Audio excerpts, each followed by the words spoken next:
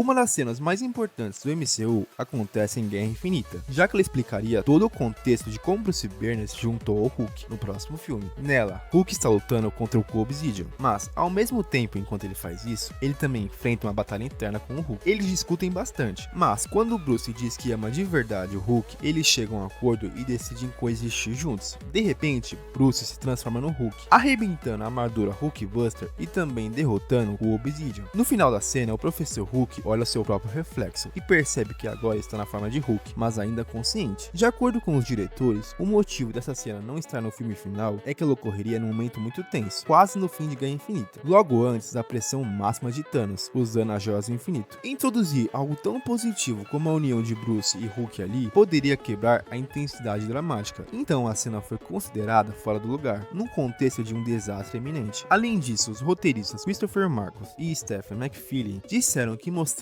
a cena para alguns públicos de teste ou revisões e sentiram que não funcionava bem. Em consequência disso, a outra cena deletada envolvendo o Professor Hulk em Guerra Infinita, quando o Falcão e a Viúva Negra se preparam para a chegada de Thanos em Wakanda. Encontrando o Hulk, Natasha Romanoff se aproxima e estende a mão para acalmá-lo, mas percebe que a consciência de Bruce foi mantida na forma final do Hulk. Uma ideia de roteiro era que, durante a Batalha de Titã, o Doutor Estranho faria a mente de Thanos viajar pelo multiverso, e no final, ele seria jogado diante do Tribunal Vivo, que mostraria todos os crimes cometidos por Thanos em nome do equilíbrio e o julgaria culpado. E nesse mesmo momento em que Thanos está lutando contra os Guardiões da Galáxia em Titã, há uma cena deletada em que ele separa a alma dos Guardiões de seus corpos, usando a Joia da Alma, e logo depois ele lança uma lua de Titã contra seus adversários. O Homem-Aranha, com muito esforço, consegue recuperar todos os corpos, e pouco depois é visitado pelo Doutor Estranho em sua forma astral, que diz que apenas Mantis pode reunir novamente os corpos e as almas deles. Ela então ajuda a Nebulosa e o Senhor das Estrelas, que está com uma leve concussão. A cena termina com o Homem-Aranha pedindo desculpas ao Senhor das Estrelas por ter causado a concussão ao bater acidentalmente a cabeça dele em uma pedra enquanto o colocava de volta no chão. Mais pra frente no filme, os Vingadores assistem à Batalha de Nova York do primeiro Vingadores, quando Rocket ri deles por não saberem que destruir a nave-mãe do Chitauri mataria todo o exército, dizendo que os Vingadores são o exército mais patético da galáxia. Tony Stark, ofendido, se aproxima por trás e raspa uma faixa de pelo da cabeça do Rocket. Também é possível ver Hulk, Tony, Nebulosa e Scott Lang trabalhando juntos para desenvolver o traje temporal. Durante a batalha final, os Vingadores se reúnem novamente e traçam um plano. Tony pergunta ao Doutor Estranho sobre o único futuro em que eles vencem e, em seguida, eles avançam contra o Thanos e seu exército. A cena que mais chegou perto de realmente estar em um filme do MCU acontece ainda em Ultimato, já que ela literalmente foi exibida em uma sessão teste. Ela ocorre logo após Tony estalar os dedos com a manopla para eliminar o Thanos. Originalmente, ele seria transportado para o mundo da alma, onde encontraria uma versão mais velha de sua filha, Morgan Stark. A cena acabou sendo cortada depois de uma exibição teste, porque o público achou o momento confuso, emocionalmente distante.